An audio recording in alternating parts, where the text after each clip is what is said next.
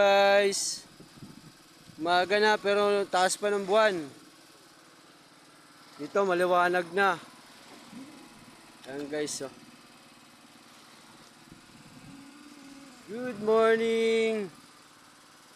Ayan guys, dahil sa Pacific Ocean, dahil pang bukas na ilaw.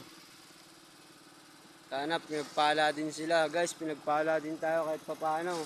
Pero parang may igas pa at medyo madilim-dilim pa naman. Ayan guys, oh. Ayan guys, huli namin. Sa Bulldog at saka sa Arctin. Wala na naman si Kapalag. Ayan guys. Uy, nataklo ba na yung buwan? Ikas pa, ikas! Ikas pa!